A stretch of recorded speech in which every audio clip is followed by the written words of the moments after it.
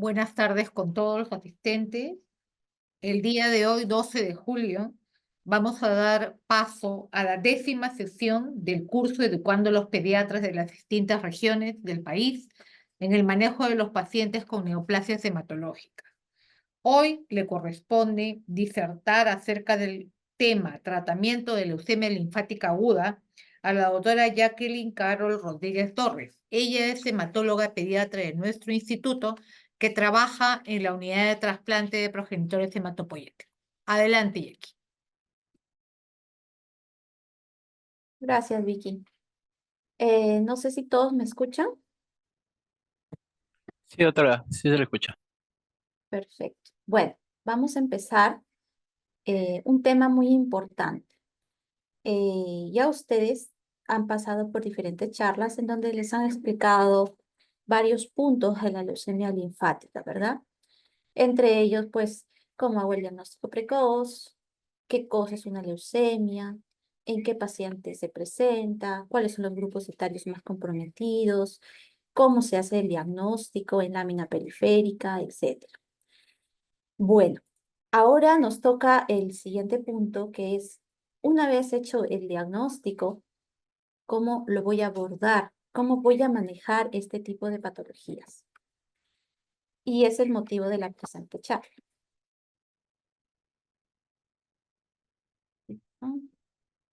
El contenido de la presente charla está dado por diferentes tópicos.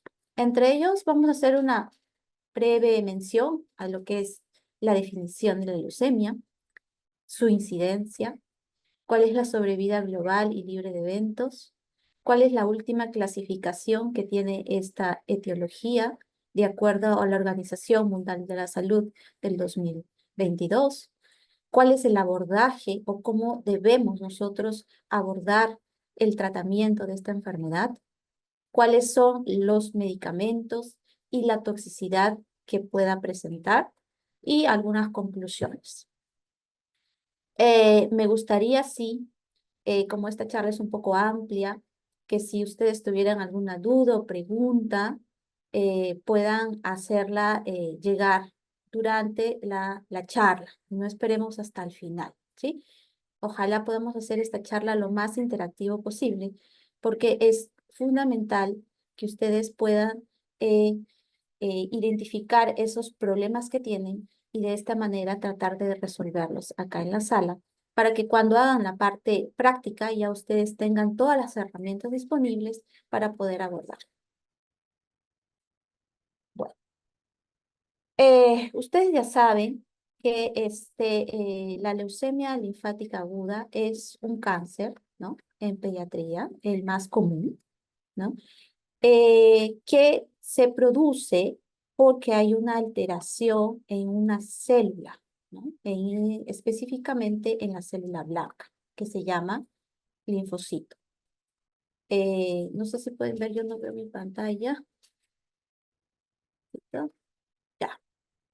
Entonces, como ven en esta diapositiva, tenemos una célula madre totipotente, ¿no? Que se llega a definir a dos tipos o dos líneas celulares, ¿no? La célula madre mieloide y la célula madre linfoide. La leucemia justo se afecta porque hay una replicación, ¿no? Descontrolada de esta célula madre linfoide. Y es donde empieza a formarse estas células que tienen un fenotipo alterado, ¿no? Que es los blastos. Entonces, la célula linfática aguda afecta a los glóbulos blancos que se llaman linfocitos, ¿no? Ahora, estos pacientes con leucemia linfática, ustedes ya saben que debido a esta replicación, ¿no? Descontrolada, produce que estos glóbulos blancos aumenten en sangre periférica. Y es lo que nosotros conocemos como leucocitosis, ¿tá? Entonces, la leucocitosis es a expensa, en este caso, de los linfocitos. Habrá también en otro contexto o en otro tipo de leucemias, por ejemplo, la leucemia mieloide aguda, que la célula que se encuentra alterada y prolifera no solo los linfocitos, sino la serie mieloide. ¿Sí? Entonces, esto es importante que quede claro porque en base a eso nosotros vamos a poder diferenciar dos tipos de leucemia. Una leucemia linfoblástica aguda, ¿no? Cuyo componente principal está dado por blastos de estirpe linfoide, y otro, la serie mieloide, cuya alteración y proliferación da origen a la leucemia mieloblástica aguda. ¿Ah? Ahora vamos a hablar un poco de la incidencia.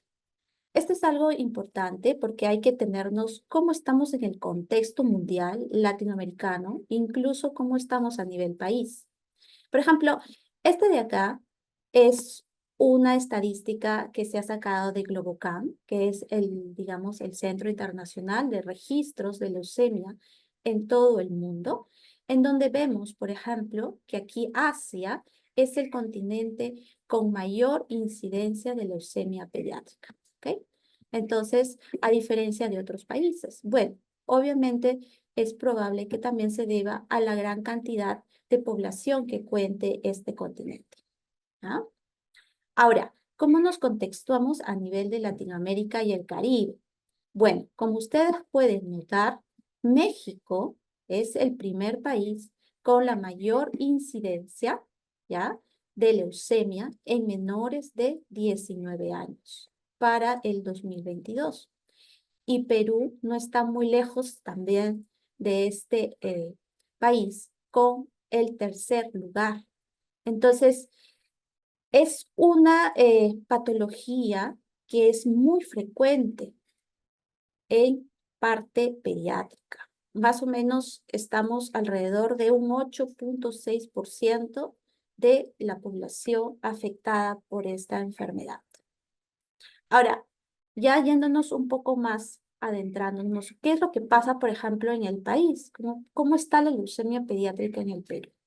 Bueno, vemos que aquí es la primera neoplasia más común en pediatría, ¿ya? Entonces, eso es importante porque de todos los cánceres que existen en la parte pediátrica, la leucemia se lleva el primer lugar. Después, en el segundo lugar, está conformado con los tumores o cánceres del sistema nervioso central, ¿ya? Luego vienen testículos, luego linfoma no-Hodgkin, hígado, riñón, linfoma no-Hodgkin, tiroides, entre otros. Entonces, una vez que ya tenemos el contexto y donde es importante conocer que la leucemia ocupa un lugar importante en el cáncer, en la parte pediátrica, es importante conocerla para poderla abordar. Y aquí les muestro un cuadro de sobrevida global en donde ustedes pueden ver cómo está siendo de efectivo el tratamiento en el mundo, no necesariamente en el Perú. Ya ustedes ya van a ver por qué. Conforme ustedes vayan viendo, miren, al inicio, hace muchos tiempos atrás, alrededor del año 1960, 66, la leucemia linfática no lograba sobrevivir, o sea, los niños no tenían una sobrevida a largo plazo y llegaban solamente al 10%, hasta el 20%. O sea, más o menos el 80% de los niños fallecían. Pero conforme pasaba el tiempo y mejoraban los esquemas de tratamiento, esta sobrevida global ha ido mejorando. Y es tan así que actualmente, ¿ya?, para el 2020 de esta publicación, ustedes notarán que con los últimos esquemas de tratamiento que se aplica en Estados Unidos, por ejemplo, el Total 16, ¿no?, vemos que ya la sobrevida global es alrededor del 94% hasta el 95%. Esto quiere decir que prácticamente la leucemia es un cáncer que se cura, ¿ya? Eso es muy importante tenerlo en cuenta, porque a veces nosotros tenemos la idea de que un niño con leucemia es un caso perdido y no optamos por hacer nuestros mejores esfuerzos en tratar de curarlo, ¿no? Ahora, esto es también muy similar en el caso, por ejemplo, de la leucemia linfática T, ¿no? Ven que las curvas de sobrevida son altísimas, alrededor de 95% en los diferentes grupos etarios, ¿no? Entonces, ahora, otro punto que es importante también de notar es el pronóstico, ¿ya? El pronóstico de una leucemia, entre uno de los factores principales, está dado por la recaída. ¿Qué quiere decir esto? Si que un paciente con leucemia linfática llega a recibir su tratamiento de forma adecuada y por X motivos presentar una recaída, el pronóstico de sobrevida cae rotundamente. Ya no vamos a llegar a tener esas tasas de vida de más del 90%. No, sino que nuestras tasas de recaídas van a caer a más o menos la mitad hacia abajo. Por eso es que nosotros incidimos en la importancia de hacer un diagnóstico precoz, adecuado, y en base a ello dar el tratamiento óptimo, ¿sí? Ahora, esto también es importante acotar que se debe tener en cuenta dentro del diagnóstico hacer una estratificación adecuada, para lo cual se necesita obviamente técnicas altamente sensibles, reproducibles, para monitorizar cómo está yendo la respuesta al tratamiento. Y eso se hace midiendo la enfermedad mínima residual por citometría de flujo. Hay un punto importante que se menciona, y eso es un net point, en el que enfermedades mínimas residuales mayor de 0,01 después de haber terminado la primera etapa del tratamiento, que es la inducción, ¿ya? Es de pronóstico malo. Nosotros tenemos que tratar de buscar este punto de corte menos de 0,01 para decir que nuestro tratamiento es efectivo y está yendo conforme se espera, ¿ya? En cuanto a la clasificación, bueno, la clasificación ha variado. Antes había una clasificación netamente morfológica, en donde con solo mirar al microscopio el blasto y a ciertas características en cuanto a tamaño, presencia de vesículas, etcétera, nosotros podríamos decir que es una leucemia L1, L2, L3, ¿no? Pero conforme han ido mejorando las técnicas de diagnóstico, y sobre todo del desarrollo de la biología molecular, es que ha cambiado también la clasificación. Y prácticamente la clasificación 2022, que es la última clasificación de la OMS, habla más que todo de una clasificación a nivel genético, ¿ya? Por eso es que, por ejemplo, aquí habla de la leucemia linfoblástica B con amplificación del cromosoma 21. ¿Ya? Hay otras alteraciones con alteraciones del BCR-ABL o una translocación 11q23 con rearrendamientos KMT2, ¿ya? Entonces, si alguna de las leucemias presentara uno de estos tipos de alteraciones a nivel molecular, tiene ya una identificación específica y por ende un tratamiento específico. ¿Sí? Ahora, en cuanto a la clasificación de la leucemia T, lo mismo, ¿no? Diferencia, por ejemplo, al de la cuarta edición, es que ahora las leucemias linfáticas T, early T, ¿no? Ahora sí son no solamente leucemia, sino leucemia, linfoma, early T, ¿no? Eso es lo que más llama desde acotar en esta diapositiva. Ahora, el siguiente punto es cómo vamos a hacer el abordaje terapéutico. Como les decía, lo más importante es hacer un diagnóstico oportuno y precoz, ¿no? Entonces, estamos aquí, en este casillero, hacemos un diagnóstico oportuno. ¿Y qué usamos para hacer el diagnóstico oportuno? Obviamente, ustedes ya conocen, utilizamos variables clínicas, ¿no? Como la edad, la cantidad de leucocitos, etcétera. Hacemos el estudio del inmunofenotipo para ver si es una leucemia B, una leucemia mixta, una leucemia T, y a identificar biomarcadores como el FILAL, como la translocación E22, etc. ¿ya? Una vez teniendo este diagnóstico, hacemos una clasificación. ¿Por qué les digo una clasificación óptima? Porque no todas las leucemias se comportan igual. Habrá unas leucemias que bajo ciertos parámetros se considerarán de riesgo bajo o intermedio, y hay otras que por el contrario tienen características que la catalogan como de alto riesgo. En el país, lamentablemente, nuestros niños cuentan con este tipo de clasificación más alta. Digamos que aproximadamente entre el 60-70% de los niños con leucemia tienen la categoría de alto riesgo. Y por ende, la quimioterapia sola va a ser casi insuficiente de lograr una tasa de curación elevada. Y se tiene que optar por otras estrategias de tratamiento más intensos, como por ejemplo el trasplante, ¿sí? Entonces, por eso es súper importante esta clasificación. Y eso va a depender, pues, de cada centro.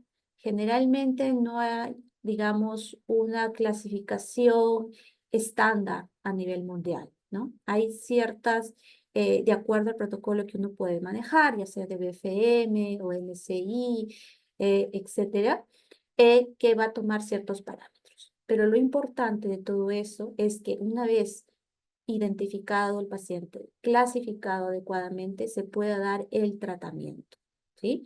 Habrá tratamientos menos intensos, otros más intensos y otros, por las particularidades de la leucemia, tener un tratamiento dirigido, ¿ya? Una vez que nosotros hacemos la selección del tratamiento, tenemos que tener acceso al tratamiento, ¿sí? En el país a veces esto es un poco difícil. ¿Por qué? Porque hay medicamentos o drogas que no todos los establecimientos de salud cuentan. La mayoría porque son medicamentos de alto costo. Entonces, eso hace que también eh, venga el desmedro de la atención del paciente. Como les decía, el acceso de tratamiento va a dar terapia dirigida porque tiene una alteración molecular específica, como Filadelfia, por ejemplo, en donde es necesario usar ITCAS, ¿no? Hasta dar tratamientos altamente especializados e intensivos como trasplante, porque sabemos que es un paciente que es catalogado como de alto riesgo y obviamente la quimioterapia va a ser insuficiente para tratar de buscar esas remisiones tan elevadas, ¿sí? Bueno, y finalmente también es importante el seguimiento. El seguimiento nos va a decir que también está yendo un tratamiento instaurado. ¿Y cómo hacemos nosotros el seguimiento? Nosotros hacemos el seguimiento a través de estudios ya por inmunofenotipo. A veces, en la antigüedad, el seguimiento solamente era de tipo morfológico, o sea, el hematólogo cogía una laminita, hacía un aspirado después de cierta etapa del tratamiento y hacía el recuento de blastos, ¿no? En el microscopio. Pero obviamente ustedes saben que el ojo humano no es capaz para identificar, por ejemplo, una célula entre 1 millón. Entonces, para identificar esa célula blástica, ¿no? Que al ojo humano es imperceptible, se han desarrollado nuevas técnicas que van desde la citometría de flujo hasta la biología molecular, incluido el PCR. Entonces, es importante para nosotros también tener un adecuado seguimiento, porque nos va a permitir identificar dos cosas. Uno, que nuestro paciente está yendo de forma adecuada con el tratamiento instaurado, y el otro es detectar a tiempo que algo está fallando y que esa leucemia ya no está respondiendo adecuadamente y por ende tenemos que cambiar de plan estratégico o dar otras opciones.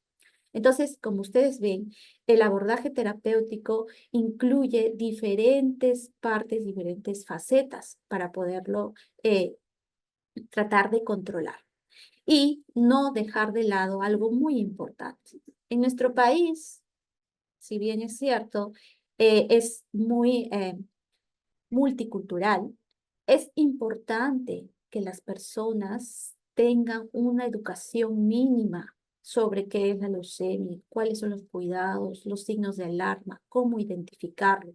A veces da pena ver cómo los papitos llegan a los establecimientos de salud con su niño con una enfermedad demasiado evolutiva. ¿Qué quiero decir con evolutiva?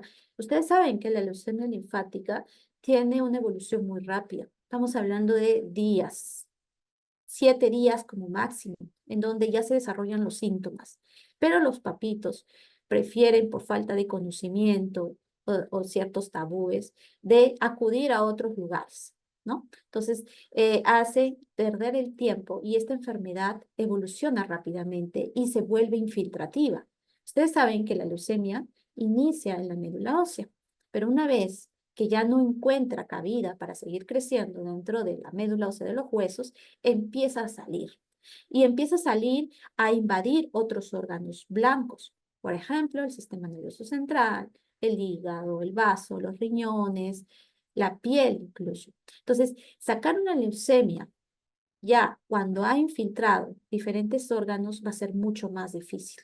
Y es por ende que también se podría mencionar que también eso habla de ser alto riesgo. ¿Por qué? Porque hay un retardo del ingreso del paciente a una área hospitalizada para dar el tratamiento adecuado. Bueno, y lo otro son los factores biológicos, definitivamente. Si es que yo tengo un pequeño de menos de 1 año, pues definitivamente la leucemia que va a tener va a ser mucho más agresiva, porque siempre hay alteraciones genéticas ya agregadas, ¿no? Y el tema socioeconómico que es vital, ¿no? A veces los papás, por falta de medios o de recursos, no acuden a la posta o al centro de salud, y menos quieren ser referidos a un centro fuera de su lugar de origen por falta del dinero, ¿no? Entonces, ustedes ven que manejar una leucemia en el país es súper complicado, pero no imposible. Entonces, es importante que ustedes tengan este enfoque para que, primero, sepan que una leucemia en este momento tiene curación alta si es que se hace un diagnóstico oportuno, se hace una clasificación adecuada, el tratamiento es oportuno y se accede a lo que se necesita y si hacemos un seguimiento de forma correcta. Por ejemplo, esta lámina me gustó mucho porque aquí les muestro más o menos cómo es la importancia de la citometría de flujo. Ustedes han escuchado, me imagino, en las charlas anteriores, ¿no? Que la citometría de flujo es un estudio de evaluación del fenotipo de esas células alteradas, de esos blastos, ¿no? Que tienen en su superficie ciertos marcadores y de acuerdo a las fluorocromos se pueden expresar y se pueden observar. Bueno, entonces esos marcadores de linaje que se realizan nos van a permitir identificar cierto linaje celular. Por ejemplo, en el caso de la serie mieloide, los marcadores que se encuentran comprometidos es la mieloperoxidasa, el CD19, el CD14 y el 64. Si es del linaje T, vamos a ver presencia del CD3 tanto de superficie, ¿no?, como citoplasmática. Y si es del linaje B, pues van a tener los marcadores en su superficie tanto del CD19, CD79, CD10, CD22, ¿no? Entonces, la citometría de flujo me sirve para dar el apellido de esta leucemia y no decir simplemente, ok, es una leucemia aguda, pero tengo que tipificar. Yo con la citometría, yo ya sé si es mieloide, si es T o si es B. Digamos así que tengamos nombre y apellido. Pero también nos sirve para el seguimiento y para evaluar cómo está yendo nuestro tratamiento. Como les mencionaba en las primeras diapositivas, la enfermedad mínima residual para nosotros es vital, ¿no? Por ejemplo, si la enfermedad mínima residual, y vuelvo a repetir, es más de 0.01% después de la primera etapa del tratamiento que nosotros llamamos inducción, el paciente es considerado, independientemente de otros factores que haya tenido, de alto riesgo y que tiene una falla de tratamiento y probable recaída temprana. ¿Ya? Entonces, por ejemplo, ustedes ven aquí, acá tenemos la cantidad de blastos que puede detectar el estudio y acá la profundidad de la remisión. Mientras más profunda sea la remisión, menos probabilidad va a haber de recaída. Por ejemplo, los pacientes que recaen temprano, acá dice early relapse, ¿no? Los que hacen recaída temprano, ¿quiénes son? Son los que no han alcanzado a eliminar esta enfermedad mínima residual. ¿Ya? Entonces, ¿qué es lo que nosotros buscamos? que estas remisiones sean profundas, alrededor por lo menos de 10 a la menos 4, ¿ya? Más o menos la citometría de flujo tiene una sensibilidad de detección de 10 a la menos 3 a 10 a la menos 4 blastos, ¿ya? Si hacemos estudios por PCR, la sensibilidad aumenta un poco más, es más o menos de 10 a la menos 4 a 10 a la menos 5, y si usamos otras tecnologías de biología molecular, tipo NGS, de inmunoglobulinas o de PCR, podemos llegar a 10 a la menos 5 a 10 a la menos 6. Entonces, esta figura nos dice, mientras más profunda sea la remisión, más posibilidades tengo de lograr la curación.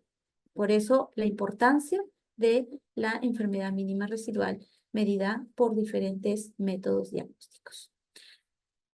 Una cosa que tienen que tener en cuenta, cómo utilizamos o qué usamos, qué muestra usamos para hacer esta evaluación de la enfermedad mínima residual. Bueno, se prefiere médula ósea, ¿sí? Y se realiza después de la primera toma de aspirado.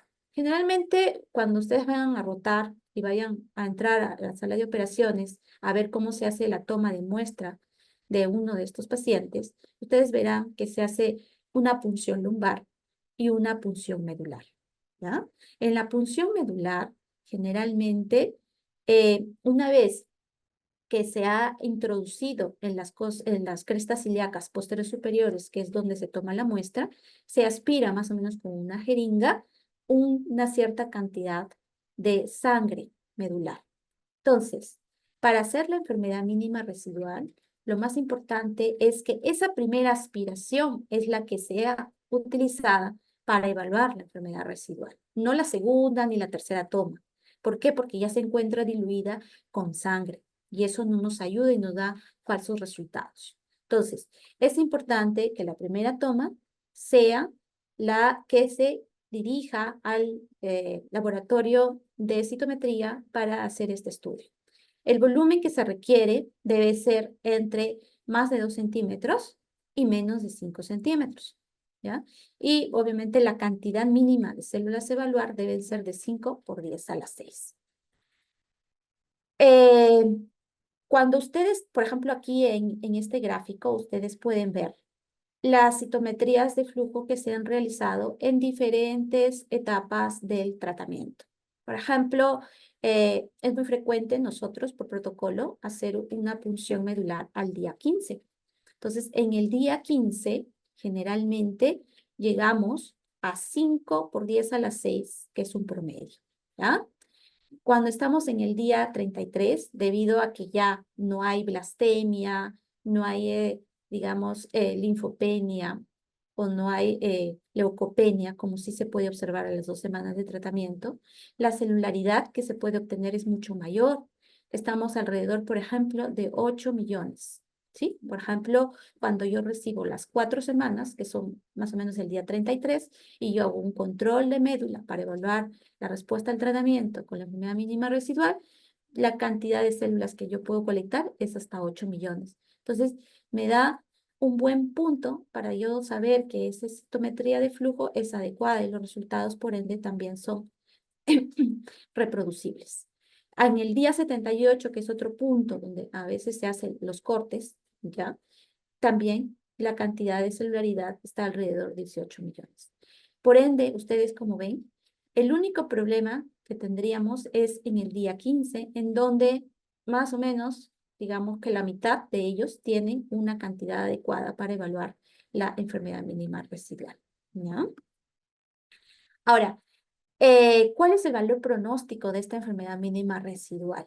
Bueno, como ustedes verán acá, tenemos una curva, la sobrevida libre de enfermedad y la sobrevida libre de eventos, ¿sí? Entonces, como ustedes podrán notar, hay 3 grupos, es importante, ¿ya? En donde vemos que los pacientes con enfermedad mínima residual más de 0.1, ¿ya? Miren, la tasa de recaída es alta y por ende de muerte, ¿ya? En cambio, si yo tengo una enfermedad mínima residual baja, ¿sí? Mi tasa de remisión es prolongada en el tiempo, ¿ya? Entonces, por eso es importante valorar adecuadamente esta enfermedad mínima residual.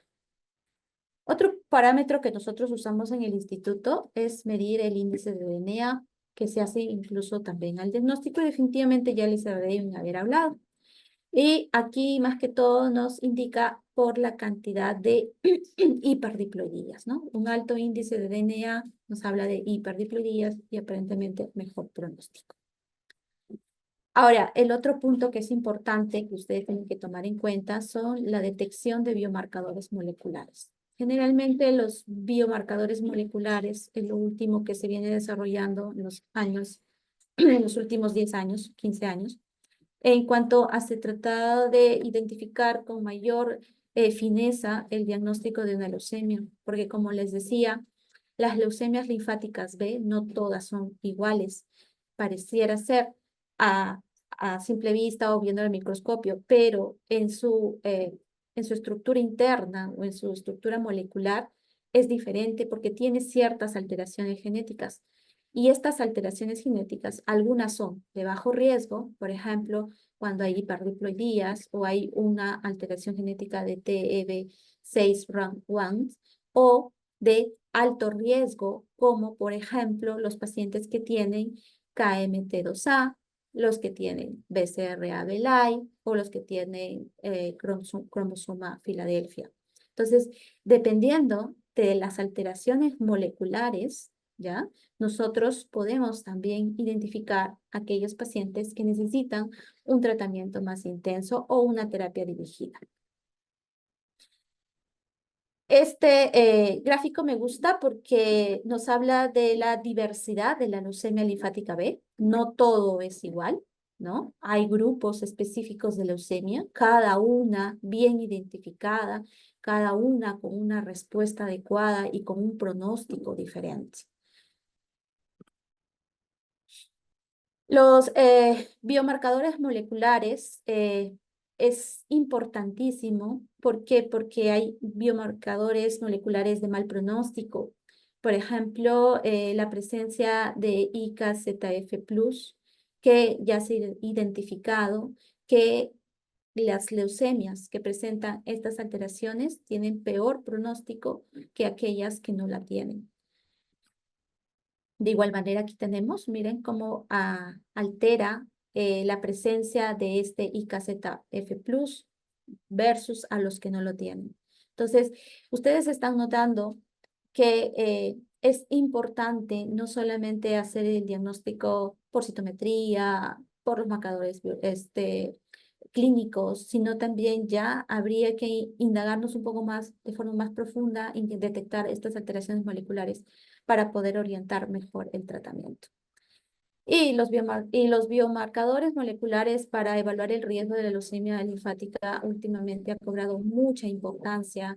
¿Por qué? Porque esto nos ha hecho intensificar algunos tratamientos y también identificar aquellas poblaciones de pacientes cuyo tratamiento necesita ser menos intenso, ya que es suficiente para curar la leucemia, ¿no? En cuanto a la clasificación óptima ya de la leucemia en sí, yo les hablé que había factores biológicos, factores propios de la enfermedad y de respuesta al tratamiento. Por ejemplo, los factores biológicos que me catalogan a un paciente de alto riesgo es, por ejemplo, cuando el niño es de menor de 1 año, ¿no? O tiene mayor de 10 años, o presencia de leucocitos al debut más de 50.000, ¿no? Hay factores propios de la enfermedad, por ejemplo, la leucemia T se considera por algunos grupos de alto riesgo, y la presencia de marcadores genéticos, como por ejemplo el Icarus Plus, el FILA, el BCR-ABL, el ETB6-RANX, las hipodiploidías. Y el otro punto importante son los factores de respuesta al tratamiento. Nosotros generalmente cuando hacemos el diagnóstico de una leucemia, empezamos una profase o una etapa temprana con un medicamento que es un corticoide, que es prednisona, y que nos permite hacer esta valoración de tratamiento precoz, nos permite identificar qué tipo de leucemia es sensible o no al tratamiento. se dice que si un paciente tiene respuesta adecuada a la prednisona, que consiste en hacer una lámina periférica en el día +8, hago la lectura en lámina periférica y si veo blastos menos de 1000 por microlitro, entonces yo puedo decir, ok, hay una buena respuesta. Entonces, este paciente es muy posible que sea sensible a las drogas que yo voy a iniciar de toda la etapa 1, que es la inducción. ¿Ya? Y el otro es importante porque me ayuda también la evaluación de la enfermedad mínima residual a través de la citometría de flujo. Entonces, en base a estos 3 factores, nosotros ya podemos clasificar, ¿ya?, a un paciente de forma adecuada.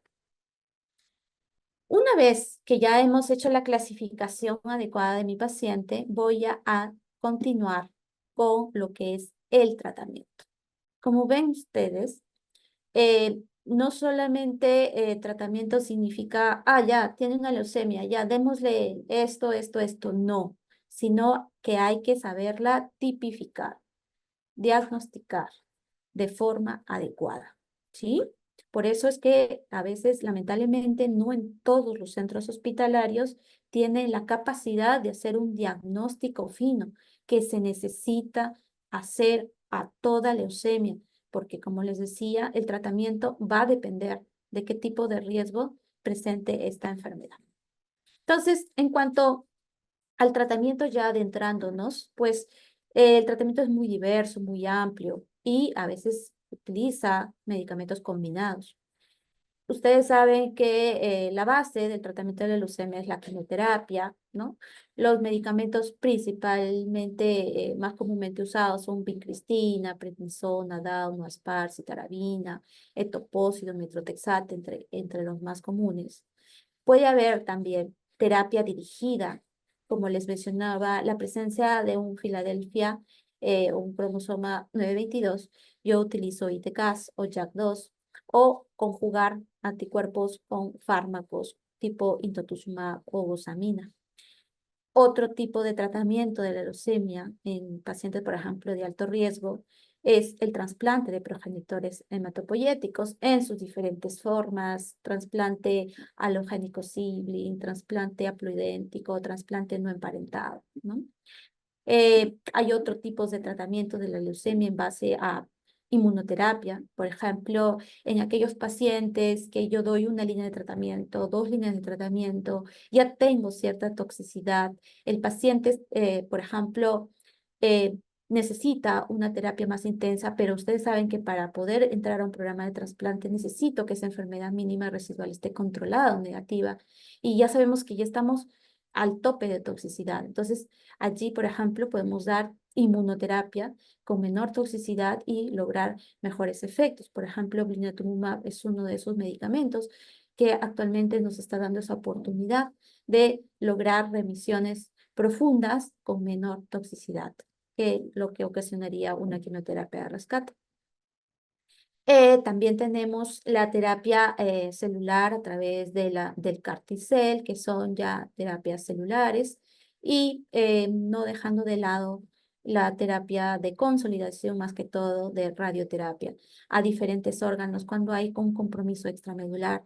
A veces la quimioterapia es muy buena para curar la enfermedad que se encuentra en sangre, pero a veces se queda corta cuando quiere tratar enfermedad extramedular, o sea, una enfermedad que está fuera de la médula, por ejemplo, sistema nervioso central o gónadas, en donde aquí es importante consolidar o dar un tratamiento adyuvante de radioterapia dirigida, ya sea al sistema nervioso central o a gónadas. Entonces, como ustedes ven, todo este arsenal terapéutico tenemos, ¿ya?, para poder tratar la leucemia linfática hoy en día, ¿ya? Y principalmente el tratamiento, esto es algo que necesito que ustedes tengan bien presentes, va dirigido en función al grupo de riesgo. No sé si tienen alguna pregunta hasta acá, ha quedado todo claro para poder seguir avanzando.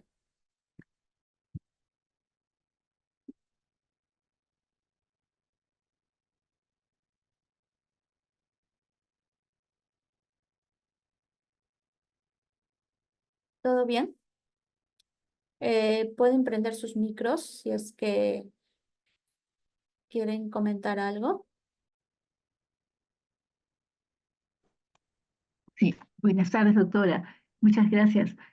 Por ejemplo, cuando clasifican en bajo riesgo, inicialmente, aparentemente si se detecta temprano por lo menos y se cataloga como bajo riesgo, uno comienza con, em, bueno, la daunorubicina o sea, prednisona, me imagino, inicial de todas maneras, ¿no? Prednisona, prednisolona, creo. Los otros citostáticos eh, las 2 primeras semanas aparentemente, ¿no? O sea, la dosis por metro cuadrado, en fin. Y en esas 2 semanas o finalizando, o sea, a los 15 días, debería verse ya la reducción a menos, como dice usted, de 0. Un centésimo, digamos, de blastos, ¿verdad? Ya, a ver, más adelante lo voy a explicar en forma más detallada, ¿ya? Generalmente, la estratificación de riesgo en bajo, intermedio o intermedio, estándar o alto o muy alto, como quieran llamarlos, va a depender mucho del protocolo que usemos, ¿ya? Nos va a identificar para establecer el plan de manejo después de haber remitido la enfermedad. ¿Me dejo entender? O sea, la primera etapa, que es la inducción, es común para todo tipo de leucemia, sea de bajo riesgo, sea de alto, sea de muy alto. Todos llevan igual, porque el objetivo fundamental de la primera fase de tratamiento, que es la inducción, es buscar la remisión, ¿sí? Entonces, la respuesta o el estudio o el tratamiento con prednisona, en este caso, va para todos los pacientes. Entonces, como les mencionaba, yo doy la prednisona con la finalidad de ver la sensibilidad que va a tener sus blastos a mi tratamiento que yo voy a dar. Por ejemplo, los pacientes que tienen una alteración en 11q23, ¿ya? Son pacientes que de por sí ya son resistentes a los corticoides. Entonces, es lo más lógico, ¿ya? Es que no tengan respuesta adecuada a prednisona. El que no tenga respuesta adecuada a prednisona me está diciendo, ok, tu blasto no está siendo muy sensible al tratamiento que yo voy a dar. Yo lo voy a dar igual, ¿no? Pero yo ya tengo que estar planeando que este paciente va a necesitar otro tipo de estrategias. Entonces, yo ya de inicio, de saque, yo hago el diagnóstico de un paciente de alto riesgo, ¿sí? Así no tuviera la alteración OCQ23, solo por el hecho de tener prednisona negativa. Si a eso le sumo otro factor pronóstico, por ejemplo, al día 15, que hacemos una valoración de enfermedad mínima residual, y vemos que hay más de 10% de blastos, definitivamente ese paciente no es un buen paciente en cuanto a respuesta de tratamiento. Entonces, así, después de haber completado las 4 semanas de tratamiento, yo hago un control y me sale enfermedad mínima residual menos 0.01. No. Así haya salido negativo, ese paciente es alto riesgo. ¿Por qué? Porque hay un retraso en la eliminación de los blastos. O sea, ese paciente en cualquier momento, dentro de los 6 primeros meses, va a recaer. A ese paciente que, entre comillas, ha logrado eliminar la enfermedad mínima residual después de la inducción 1A, no quiere decir que es bajo riesgo. O sea, ya fue bajo riesgo y aunque haya salido prednisona negativo, no, sino que respeta sus condiciones iniciales y con eso se tendría que optar por otro tratamiento. Más adelante lo voy a ir explicando con mayor detalle. No sé si quedó claro a la pregunta. Sí, doctora, gracias. Ya, otra pregunta. A mí me gusta que hablen, que pregunte porque eso nos ayuda a disipar sus dudas. Este es un tema que yo sé que no se habla comúnmente, ¿no? A veces en la etapa de pregrado, incluso en posgrado, en la parte de pediatría, no lo tocamos, ¿no? A veces porque, no sé, eh, es cierto, manejar este tipo de patologías es muy difícil por todo lo que embarga tanto al niño como a la familia, pero como les decía, si ponemos todos nuestra parte, podemos lograr lo que se logra actualmente, ¿no? Que es la curación de la enfermedad. O sea, es una enfermedad curable, ¿no? Entonces, eh, todo este trabajo que está haciendo el instituto es eso, ¿no? Tratar de que mejoremos esas tasas a nivel país, todos en conjunto, ¿no? Y podamos compartir experiencias y apoyo para poder solucionar este problema. ¿Otra pregunta? Bueno, entonces, aquí les traigo un cuadrito, ¿ya? En donde les estoy mostrando cómo ha cambiado. ¿Se acuerdan que en la primera diapositiva o en la segunda les mostré un cuadro en donde estaban las sobrevidas globales, ¿no? Y ustedes veían que en los años 50, 60, la sobrevida era del 10%, 20%, ¿no? Y que ha ido mejorando conforme ha pasado los años. Y lo mismo es, ¿por qué? Porque ha ido una mejor forma de clasificación de la leucemia, se han incluido mejores técnicas de diagnóstico, de seguimiento y también ha mejorado los tratamientos, ¿no? Antes, por ejemplo, solamente usaban la mercaptopurina y la prednisona. La prednisona es antiquísima, la usaban desde el año 1950, que es bien antiguo. Y si ustedes se dan cuenta, los medicamentos que se iniciaron desde 1960 a los 70 son casi los mismos que se usan actualmente. Tenemos la vincristina, la daunorubicina, el Aspar, la ciclofosfamida, citarabina, etcétera, ¿no? Entonces, lo que ha ido cambiando en el tiempo, ¿ya? Si bien es cierto, se han agregado uno que otro tipo de tratamientos ya especializados, como los ITCAS, que antes no existían, ¿no? Debido a la clasificación ya molecular y la detección de ciertas alteraciones, lo que ha cambiado principalmente no solamente es el tratamiento, sino la forma como hacemos el seguimiento. ¿Sí? Antes solamente se usaba la prednisona, la respuesta prednisona, y es cuando, por ejemplo, en el año 1886 es donde se introduce esta evaluación como factor pronóstico.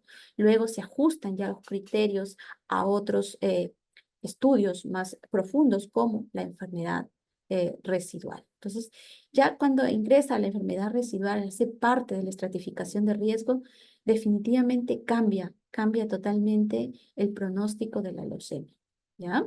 Entonces, es importante que lo tomen en cuenta porque no solamente se han cambiado drogas que ustedes ven, las que se usaban en el año 50 son las mismas que usamos ahora, ¿sí? Excepto ciertas salvedades. Por ejemplo, si yo tengo un Filadelfia, yo le agrego a base de esto, le agrego un ITK, un imatinib, un dasatinib, ¿no? Pero por lo demás, si ustedes se dan cuenta, son las mismas drogas, pero sí ha cambiado la forma como hacemos la detección y el seguimiento, ¿ya?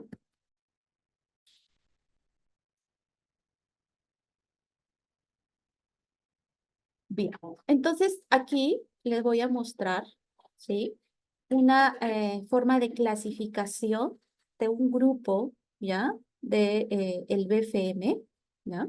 Que es un grupo europeo, de cómo clasifica, ¿ya? A las leucemias y cómo lo clasifica el otro grupo americano, que es el COG, ¿ya? Por ejemplo, el BFM habla de 3 riesgos: riesgo estándar, intermedio y alto riesgo, en base a ciertas características, ¿no? La presencia de blastos en el día +8, si es de menos de 1000 blastos después de haber iniciado prednisona, de buen pronóstico, un riesgo estándar. Si la edad está en 1 a 6 años, también bien. Si los leucocitos es menos de 20.000, o si la citometría de flujo es menos 0.1, o en el día 15 yo detecto hacer un estudio por microscopía, detecto una M1, M2, ¿sí? Y si es alto riesgo, por ejemplo, es cuando, les decía, ¿no? La enfermedad mínima residual es más de 10% o una M3 al día 15, ¿sí? O, miren, ven un riesgo estándar, sí, pues la enfermedad mínima residual es más de 10%. Aquí está lo que les comentaba. Por ejemplo, yo al inicio detecté que es un riesgo estándar o un riesgo bajo, ¿ok? Pero yo hice la valoración al día 15 y salió 10%. Uy, eso ya no sigue, ya no es riesgo estándar, es alto riesgo, ¿sí? Entonces, como les decía, falta que uno solo de ellos esté alterado para que el pronóstico de la enfermedad cambie también, ¿ya? Entonces, definitivamente hay marcadores también, ¿ya? Por ejemplo, la translocación 922, que es el BCR-BL12, o el KMT2AF, que es la translocación 411, que de por sí solos, por solamente presentar estos marcadores, es considerado una leucemia de alto riesgo. Las hipodiploidías, cuando tiene menos de 44 cromosomas, también es condición única, ¿ya? Para que sea alto riesgo. Entonces, como ven, lamentablemente en nuestro país, les decía, 60-70% de los pacientes entran dentro de este grupo alto riesgo. Los de bajo riesgo son contaditos, o sea, no hay muchos, ¿sí? Y obviamente la respuesta, pues, la tasa de curación son muy altas, ¿no? Alrededor de 80-90%. Pero nuestro problema no es esto, porque a diferencia de países extranjeros, tipo europeos o anglosajones, ellos, por ejemplo, su mayor cantidad de población está en este rubro, en intermedio y estándar. Ellos tienen este tipo de leucemias y ellos tienen poca leucemia de alto riesgo, pero nosotros tenemos al revés. Más tenemos alto riesgo que estándar e intermedio. ¿Eh? De igual manera, por ejemplo, el COG tiene parámetros similares, ¿ya? Para estratificar a sus pacientes. Y en base a ese tipo de estratificación, ellos intensifican sus tratamientos, ¿ya? Les comento, hace poco se está a nivel de Instituto Nacional de Salud eh, haciéndose una guía nacional para tener parámetros comunes a nivel país y bueno, ya se aprobó ya la estratificación de riesgo. Entonces, ya ahora, para adelante, todos vamos a manejar un tema de que los grupos de riesgo ya van a estar bien identificados y ya no vamos a tener problemas que de repente Arequipa maneja unos criterios de estratificación de riesgo diferentes a los que maneja, por ejemplo, Piura o Chiclayo. No, sino que ahora ya va a haber un poco más de unificación de criterios y por ende ya los pacientes van a poder recibir el tratamiento, ya sea acá, allá, en cualquier parte. ¿Ya? Eso es algo bueno que se está logrando, que ha demorado mucho tiempo. No había mucho consenso en los expertos en cuanto a este punto, pero felizmente que se ha llegado a un buen punto de partida. ¿Ya? Entonces, quedó claro este tema de estratificación. Ya después les voy a pasar el cuadrito, no lo tengo acá, no lo he bajado, pero les voy a pasar la estratificación que va a quedar a nivel país, cuáles son los puntos que se van a evaluar, principalmente, obviamente, la prednisona al día 8, la evaluación, eso queda, presencia de leucocitos, etcétera, y la enfermedad mínima residual. ¿Preguntas?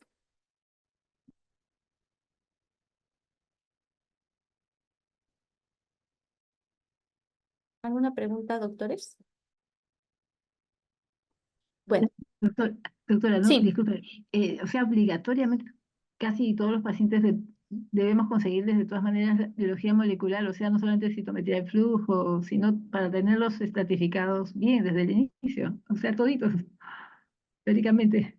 Hay parámetros en cuanto a la biología molecular, o sea, a nivel es lo ideal tener pues una identificación, como le decía, fina, ¿no? Como se hace en otros centros, pero lo que sí nosotros tenemos que hacer definitivamente, por ejemplo, es la detección de cromosoma 922. Eso sí está incluso dentro de los parámetros de evaluación de estratificación de riesgo, ¿ya? O la alteración 11q23, ¿sí?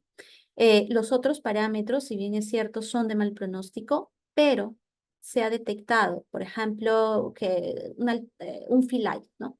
Un FILAI de por sí o no responde bien a la prednisona o tiene una enfermedad mínima residual positiva al final de la inducción. O sea, así yo no tenga ese parámetro, el hecho de que ya no me vaya a responder a la prednisona o que tenga una mala respuesta al tratamiento después de las 4 semanas de inducción, ya la cataloga de alto riesgo, ¿sí? Entonces, como que definitivamente es importante, ¿no? Pero esperemos que conforme vayan pasando los tiempos, a través de, por ejemplo, en el instituto nosotros hacemos la detección molecular de estas alteraciones, ¿ya? Creo que la doctora Godoy, junto con el equipo de genética, ha hecho ya un estudio muy interesante que esperemos que salga en este año, espero que no demore mucho más, de cuál ha sido el perfil molecular de las leucemias, ¿no? Entonces, ellos han detectado, pues, que nuestra población tiene un gran porcentaje, por ejemplo, de alteraciones moleculares de mal pronóstico, como Philadelphia Light. Entonces, a raíz de estudio, vamos a de repente pedir la implementación ¿no? A nivel nacional, ¿no? Con centros específicos para que se haga este tipo de estudios, ¿no? Poder nosotros definir con mayor precisión la leucemia. Les digo por qué, porque, por ejemplo, hablando de FILAI, hay algunos pacientes, dependiendo de qué alteración esté inmersa, porque hay unas, son como 5 o 6 alteraciones que van a ser determinantes para saber si hay una buena respuesta a un ITK o a una alteración de JAK2, por ejemplo, tipo ruxolitinib. O sea, en algunos FILAI les va a funcionar muy bien el imatinib, el dasatinib, pero en otros FILAI les va a funcionar el ruxolitinib. Entonces, para llegar nosotros a ese tipo de precisión, sí necesitamos ese tipo de estudios. Ujú. Bueno. Ahora hablando de lo que ya es tratamiento de leucemia, y aquí les he traído esto de forma gráfica para que quede claro qué cosas, cuáles son las etapas que nosotros manejamos en el tratamiento. La primera etapa es la inducción. La inducción, como les decía, tiene objetivos muy claros, ¿ya? El objetivo de la inducción, que dura 4 semanas, hasta 6, es destruir las células de la leucemia en la sangre y en la médula ósea y buscar la remisión, ¿ya? Se también realiza una especie de profilaxis intratecal para asegurar limpiar santuarios. ¿Esto porque la leucemia le gusta evitar los mecanismos de los citostáticos? Entonces, a veces los citostáticos no llegan bien a los santuarios. Nosotros llamamos santuarios, por ejemplo, sistema nervioso central y testículos. Entonces, puede haber eliminado la enfermedad, ¿no? De médula ósea, pero puede haber quedado células residuales en el sistema nervioso central. Entonces, ¿cómo yo hago para poder eliminar esos restos de células neoplásicas y que en un futuro no sean un problema? Porque puede ser que empiecen a proliferar, salen en la médula y otra vez empezamos con las recaídas. Entonces, se hace esta terapia intratecal, ¿no? Que consiste, bueno, en reemplazar un poco de líquido del cefalorraquídeo por quimioterapia, ya sea hidrocortisona, le ponemos ARC y metrotexate, ¿ya? Las drogas empleadas en esta etapa están los corticoides, la asparginasa, la vincristina, la doxorubicina, ciclofosfamida, citarabina y mercaptopurina. Algunas son medicamentos intramusculares, otros son vía oral, otros endovenosos. Entonces hay una mixtura de medicamentos con la finalidad de abordar a la célula leucémica de diferentes frentes para que no se pueda escapar, ¿no? Porque la leucemia lamentablemente es una célula muy inteligente, le gusta evadir los mecanismos y por lo tanto, por eso es que tenemos el problema de las recaídas, ¿ya? Ahora, la segunda etapa del tratamiento es la consolidación, ¿ya? Entonces, la inducción, elimino las células, las destruyo, las hago que ya no se puedan ser visibles a la simple inspección y solamente se podrían detectar por citometría. En la parte 2, que es la consolidación, lo que vamos a lograr, ¿cuál es el objetivo? Es de mantener esa enfermedad mínima residual que hemos logrado en la primera etapa de la inducción. Como les decía y le mencionaba en el cuadrito, ¿no? Mientras más profunda la remisión, la curación es más posible, ¿no? A diferencia de tener una curación superficial o una enfermedad mínima residual muy superficial que rápidamente otra vez empieza a proliferar y empieza la recaída, ¿no? Entonces, la consolidación es una etapa que dura más o menos entre 8 a 16 semanas, ¿sí? Los medicamentos que se utilizan son metrotexate, ciclofosfamida, citarabina, mercaptopurina, ¿ya? Generalmente el metrotexate es uno de los medicamentos que en esta etapa nosotros lo damos con 2 finalidades, ¿no? Para mantener la enfermedad mínima residual a raya y lo otro es para controlar también los santuarios, sobre todo a nivel sistema nervioso central, por eso es que lo damos muchas veces en dosis altas. Y la última etapa es la de mantenimiento, que aquí ya, ¿en qué consiste? Si bien es cierto, nosotros en la etapa 2 hemos mantenido la enfermedad mínima residual no detectable, todavía a veces puede quedar ciertos clones quiescentes, ¿no? En etapa silente. Entonces, el mantenimiento, como son tratamientos, digamos, continuos a bajas dosis de quimioterapia, ayuda a terminar de destruir esas células cancerosas que pueden haber sobrevivido a estas dos etapas, ¿ya? Y esta etapa dura en promedio entre 2 años a 3 años, ¿ya? Y las drogas que se emplean son metotrexate, que es vía oral, la vincristina, que se da en bolitos intravenosos de 10 minutos aproximadamente de la infusión, corticoides también, mercaptopurina, que es vía oral, y si es que estamos en etapa de alto riesgo, podemos agregar pues antraciclinas, ciclofosfamidas y citarabina. Altos riesgos que no han entrado a un programa de trasplante, porque recuerden, un paciente de alto riesgo muchas veces tienen que entrar ya a una terapia de trasplante. Entonces, pero hay situaciones en que el paciente no puede tolerar un programa de trasplante, entonces continúa con sus quimioterapias, con un seguimiento estrecho, intensivo, y pues intensificamos el mantenimiento, ¿no? Con medicamentos endovenosos en bolos cortos. Entonces, en sí, estas son las diferentes etapas de la leucemia. Ahora, ¿qué parte podemos hacer? Como ustedes sabrán, en la inducción, por lo que necesitamos el diagnóstico preciso, el abordaje, y es una etapa vital.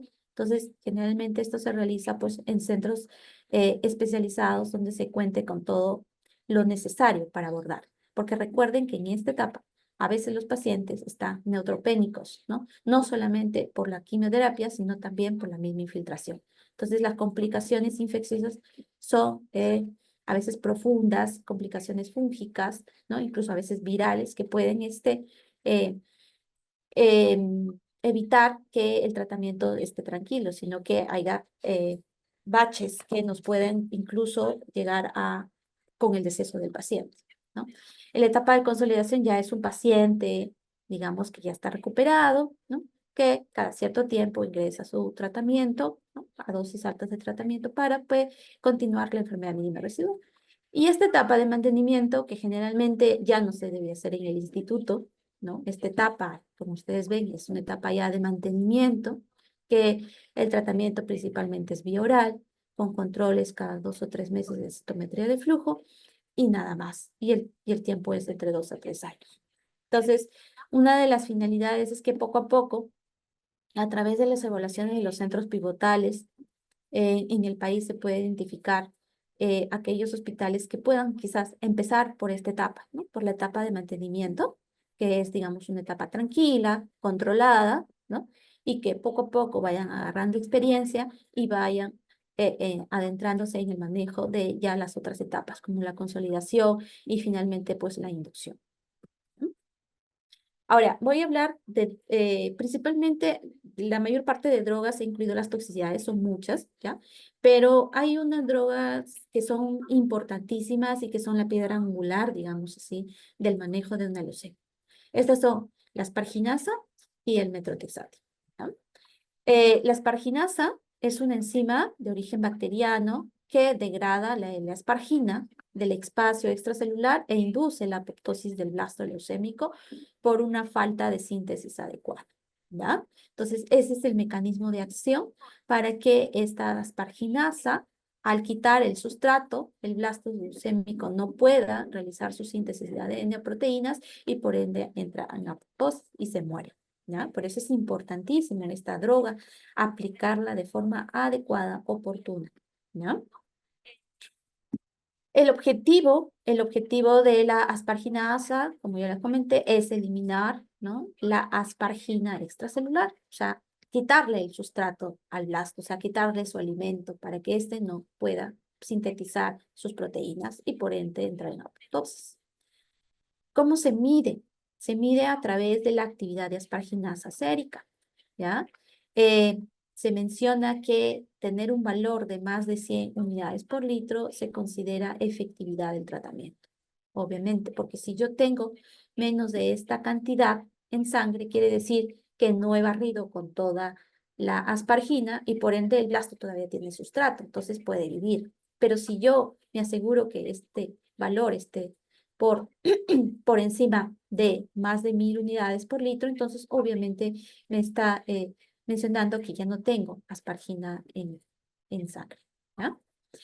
La vía de administración de la asparginasa, principalmente intramuscular o endovenosa.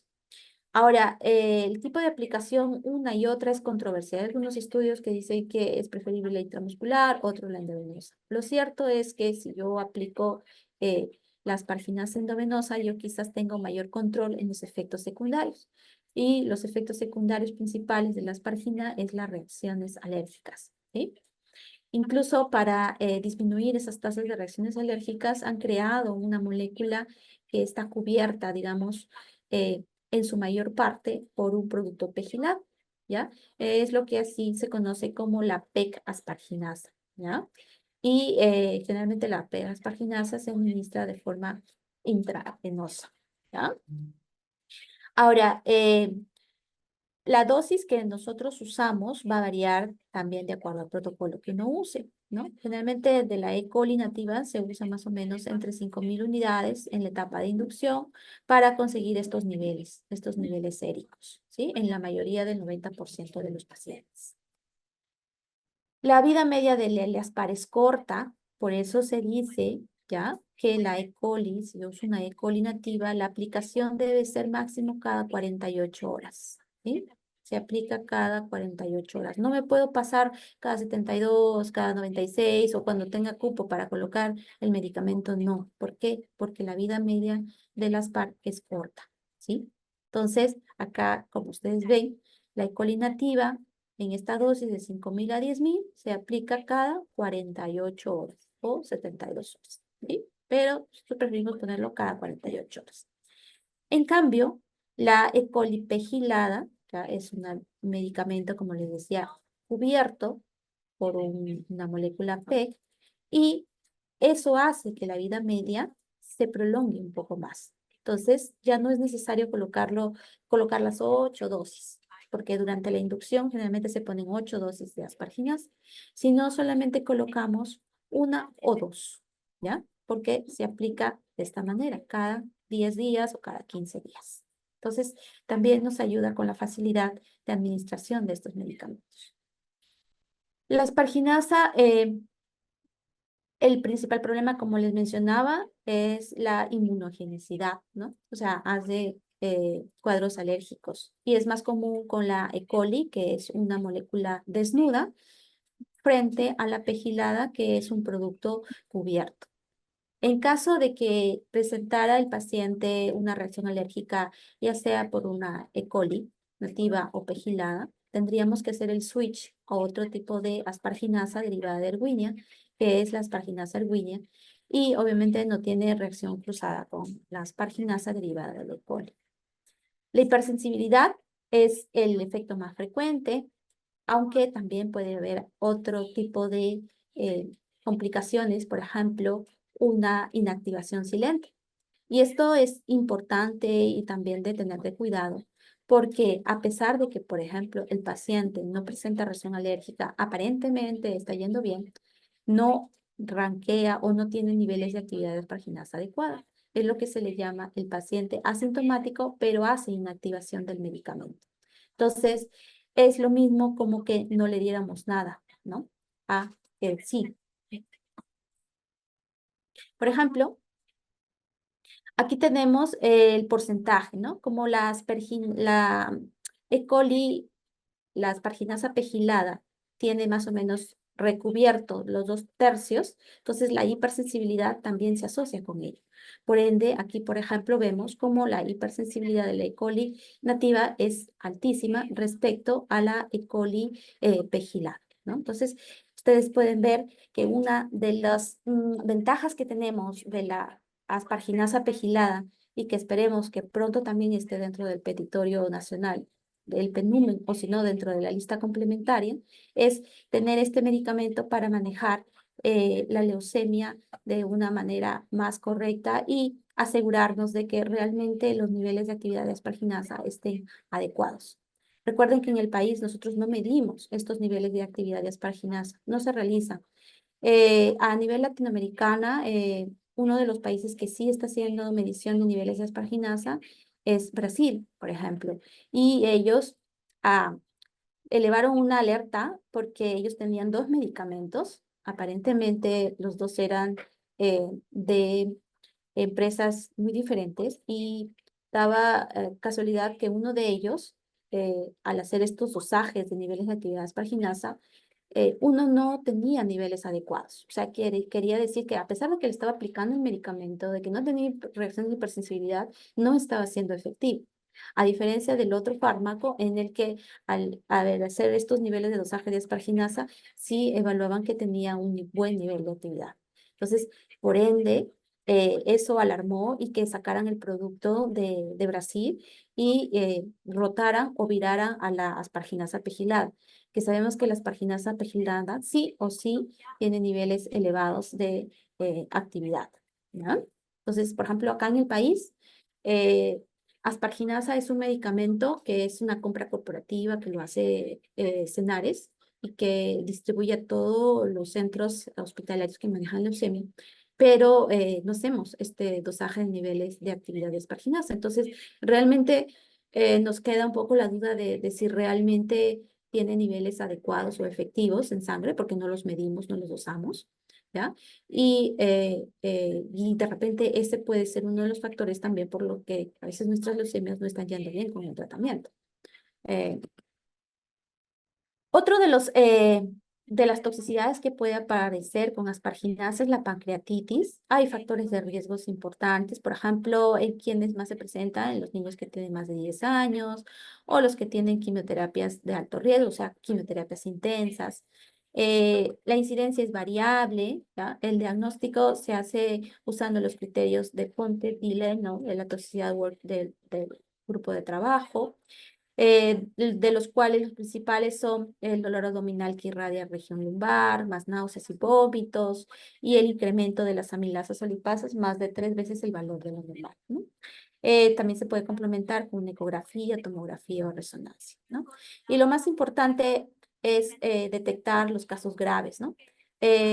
Se habla de que hay una pancreatitis grave asociada a asparginasa cuando después de aplicar asparginasa o en el transcurso de la terapia con asparginasa presenta dolor abdominal, más de 3 días de evolución, las amilasas se elevan más de 3 veces el valor normal por más de 72 horas, o hay una pancreatitis hemorrágica, absceso pancreático, pseudoquiste. Y si es que no presenta estos tipos de complicaciones, el resto son leves y no habría mayor problema en seguir administrando el medicamento. ¿Ya? Solamente cuando hay la presencia de una pancreatitis de tipo grave sí tenemos que parar, ¿no? El tratamiento, bueno, va aunado a más que todo tratamiento sintomático, ¿no? Dar analgesia, antibióticos, alimentación parenteral, soporte hemodinámico, bueno, si hay ascitis, hacer drenajes, y si hay hiperglicemia por insulinismo, dar el tratamiento de reemplazo con insulina, ¿no? Otro de los efectos secundarios de la asparginasa es la hepatotoxicidad, que generalmente es leve, más se da con la asparginasa pegilada. De todas maneras, hay que descartar otras causas de incremento de transaminasas como infecciosa o la infiltración por la misma enfermedad. Y a veces cuando hay un grado 3 o 4 hay que ajustar los medicamentos que se están dando junto con la asparginasa dentro del esquema, como la vincristina y la doxorubicina. Y aquí les traje un cuadrito importante que lo pueden revisar después en cuáles son los efectos secundarios de la asparginasa, trombosis, encefalopatía, mielosupresión y cuál es el manejo que se toma en cada una de esas condiciones. Generalmente, la asparginasa, lo que más vemos en el instituto son hepatotoxicidad, que generalmente es leve, ¿ya? Y lo otro que nosotros observamos con frecuencia es las reacciones de hipersensibilidad. Pancreatitis es muy raro verlo, no lo hemos visto, ¿ya? Uno, tal vez 2 casos, no más. Y el resto también de forma aislada, por ahí una trombosis, ¿ya? Pero como les digo, lo más común ver la administración de asparginasa son la hepatotoxicidad y las reacciones de hipersensibilidad. En la mayoría son leves, ¿no? El otro medicamento que es importante es el metrotexate. El metrotexate lo que hace es inhibir una enzima, que es la dihidrofolato reductasa, ¿ah? Sabemos que la dihidrofolato reductasa es una enzima que se encarga de convertir la hidrofolato a tetrahidrofolato, que es digamos, el metabolito funcional, ¿ya? Que sirve para producir síntesis de unas ciertas aminoácidos como la timidilato, la TMP y el ADN, ¿ya? Y por otro lado, también los polibrumatos de metrotexate inhiben la síntesis de purinas y por ende la red.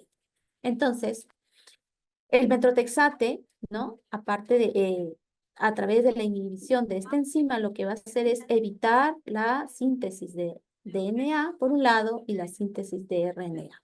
Entonces, con ello, obviamente, el blasto no puede producir proteínas ni replicarse y por ende tiende a la apoptosis, ¿no? Ahora, eh, como les mencionaba, el metrotexate es una de las drogas que lo usamos en la segunda etapa, ¿ya? En la etapa de consolidación. Y la podemos usar a dosis bajas o a dosis altas. Generalmente nosotros usamos dosis altas, ¿ya? Para lo cual necesitamos tomar ciertas precauciones al administrar este medicamento. Uno de ellos es la hiperhidratación alcalinizada, ¿ya? Tenemos que utilizar más de 2.500 centímetros por metro cuadrado, ¿ya?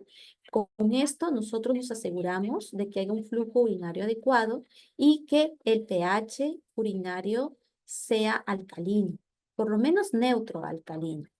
Sin estas condiciones, sin haber tenido una hiperhidratación con un pH adecuado, yo no puedo colocar metrotexate porque voy a producir cristalización inmediata del metrotexate y por ende voy a traer problemas sobre todo a nivel renal con uropatía obstructiva, ¿ya? Y una insuficiencia renal aguda.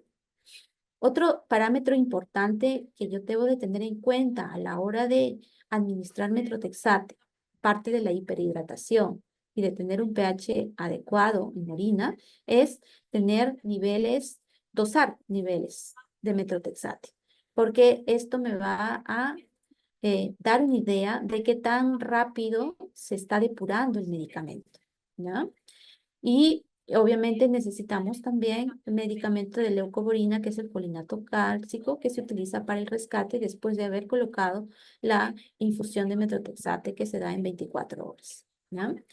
Durante la infusión de 24 horas, ¿ya? Nosotros también usamos tratamientos a nivel local, por ejemplo, la crioterapia, que consiste en dar al paciente helados, marcianos, sobre todo en aquellos pacientes que tienen un problema gingival, para producir vasoconstricción de los vasos de las gingivas y con esto evitar que el medicamento, que la droga esté mucho tiempo en las encías y por ende producir mucositis, ¿ya? Entonces, eso es súper importante, sobre todo en este tipo de pacientes. Ahora, ¿cómo se administra el metrotexate? Como les decía, el metrotexate, una vez que yo ya logré mi alcalinización, mi hidratación, tengo niveles de dosaje adecuados, yo hago una infusión en 24 horas. Generalmente se diluye en 1 litro, ¿ya? De dextrosa y se pasa más o menos el 10%, ¿ya? Del medicamento lo voy a colocar en 30 minutos, ¿sí? Y el resto lo voy a colocar en las 23.5 horas restantes, ¿ya? Ustedes, por ejemplo, aquí pueden ver un gráfico en donde ven una pequeña elevación de estos niveles que corresponde a la infusión de esta infusión rápida de metrotexate. Y luego ustedes pueden notar una meseta, ¿sí? Durante todas las 24 horas. Entonces, y esto va a ser independiente de si yo uso 5 gramos por metro cuadrado o 2.5 gramos por metro cuadrado. Lo cierto es que ustedes ven que la depuración del metrotexate es rápida. Miren, a las 4 horas después de haber terminado la infusión, rápidamente los niveles en sangre de metrotexate caen, ¿sí? Y el objetivo que nosotros tenemos que lograr es que esta eliminación de metrotexate sea lo más rápido posible, ¿sí? Porque el efecto terapéutico es durante la infusión, ¿sí? Pero ya después, el nivel de metrotexate ya no me es útil terapéuticamente, pero sí me trae problemas importantes si es que esto demora en eliminarse completamente, ¿ya? Por eso el objetivo, una vez que yo terminé la infusión del metrotexate, empiezo con el rescate con leucovorina a partir de las 42 horas post infusión del medicamento y a partir de ahí lo sigo colocando cada 6 horas hasta lograr niveles de metrotexate de menos de 0,1. Cuando yo logro estos niveles de metrotexate de menos de 0,1, es recién cuando yo empiezo a parar el medicamento que es el folinato calcio, ¿ya? Durante toda esta etapa de infusión de metrotexate, debo de mantener el pH alcalino, ¿ya? O neutro y tener el flujo adecuado, ¿no? Esas son las características que tenemos que tener con el metrotexate. Entonces, el metrotexate, como les mencionaba, va a tener una etapa, digamos, en donde va a tener un efecto terapéutico, que es justo esta parte, viendo toda la meseta, ¿sí? En donde aplicamos el rescate con leucoborina, ¿sí? ¿Por qué hacemos rescate con leucoborina? Porque mantener niveles elevados de metrotexate ya produce efecto tóxico a nivel de mucosas, a nivel renal, a nivel hepático, ¿sí? Entonces, el rescate temprano durante la infusión nunca se debe hacer. O sea, yo no puedo empezar rescate durante la infusión. Lo tengo que hacer a partir de las 42 horas, ¿sí? Que es el rescate estándar que se realiza. Generalmente, para eliminar el metrotexate y tener valores de menos de 0,1, a veces es suficiente solamente con 3 dosis, pero si con 3 dosis yo todavía tengo valores por encima de ese punto, yo debo de continuar dando las dosis extras de leucoborina, ¿ya? ¿Por qué? Porque lo que hay que contrarrestar ya es el efecto tóxico, ¿sí? La dosis a usar de la leucoborina está en este nomograma que ustedes pueden ver y va a depender si a las 42 horas está en 0,1, en 0,5, en 5 o en 50, ¿no? Entonces, a mayor cantidad de niveles en sangre después de las 42 horas, obviamente los niveles de leucoborina son más altos, ¿no? Incluso llegan hasta 1 gramo por metro cuadrado cada 6 horas, ¿no? La mayoría de los pacientes a las 42 o 48 horas logran valores menos de 0,1, pero en aquellos que no lo lograran podemos usar dosis de 10 miligramos por metro cuadrado cada 3 horas o cada 6 horas, dependiendo en qué etapa se encuentre, ¿sí? Ahora, las interacciones farmacológicas, hay que tener en cuenta que el metrotexate interactúa con medicamentos como los inhibidores de bomba de protones, o sea, hace que la depuración del metrotexate sea más lenta, por eso hay que evitar el uso de omeprazol o otro tipo similar, ¿no? También no se puede dar conjuntamente con anfotericina o sustancias de contraste por el efecto a nivel renal, ¿no? O con AINES, nosotros generalmente no usamos AINES en los pacientes con leucemia en tratamiento, preferimos usar el paracetamol, que es bien tolerado, ¿no? Hay interacciones también farmacológicas con el trimetoprim sulfamethoxazol, preferimos no usarlo en esta etapa durante la infusión, ¿sí? Y hay otros medicamentos como el levetiracetam, con el que también hay interacciones importantes durante la infusión del metrotexate, ¿no? El imatinib y el desatinib, en el caso de los pacientes que tengan leucemia linfática B, Filadelfia, no se debe de dar durante la infusión de metrotexate y se debe reiniciar después de 48 horas, ¿ya? La toxicidad de metrotexate principalmente es a nivel renal. Daña el riñón, como les decía, por 2 mecanismos, por obstrucción directa, por cristalización. Y esto es ¿por qué? Porque no ha habido una buena hidratación y porque no ha habido una buena alcalinización. Ustedes pueden ver que mientras más el medicamento es más soluble, mientras el pH sea más alcalino, respecto a menos solubilidad cuando el pH es ácido. Entonces, esta es la base por la que es necesario tener una buena alcalinización en la orina e hidratación, ¿no? Entonces, esta obstrucción por cristalización produce una insuficiencia renal aguda, irreversible, hay un daño directo de los túbulos renales. Y a nivel hepático va a ser dependiente del tiempo de exposición. Por eso les decía, después de las 42 horas en adelante, lo que yo ya estoy surfeando es la toxicidad del metrotexate. Y ahí debe empezar la toxicidad hepática, ¿no? Entonces, por eso es importante. Otro de las toxicidades que se observan con frecuencia, aparte del problema hepático, si es que no hay una buena depuración del medicamento y eliminación con la leucovorina, es la supresión medular, la toxicidad de epitelios y piel, que también es dependiente del tiempo. Si ustedes se dan cuenta, la mayoría de las toxicidades son dependientes de tiempo. Por eso es la importancia de la depuración. Y también puede haber un efecto a nivel neurológico que puede ser asociado a convulsiones que se da en el primer día, a veces puede aparecer ataxia a las 4 semanas, infartos y leucoencefalopatía, que generalmente es reversible una vez que yo dejo de dar el medicamento, ¿no? Acá están los efectos secundarios, ¿ya? De forma más resumida, la neurotoxicidad, la hipertransaminasemia, mucositis, gingivitis, insuficiencia renal, fotosensibilidad y mielosupresión. Generalmente lo que nosotros vemos con el metrotexate es mucositis y gingivitis, hipertransaminasemia. No tenemos insuficiencia renal, a no ser que hayamos hecho mal nuestra etapa de prevención con hiperhidratación, no se ve, ¿ya? Y la fotosensibilidad sí es obvio. Por lo tanto, se menciona que los pacientes deben evitar la exposición directa al sol, ¿no? Y usar fotoprotección para evitar este cambio de coloración en la piel.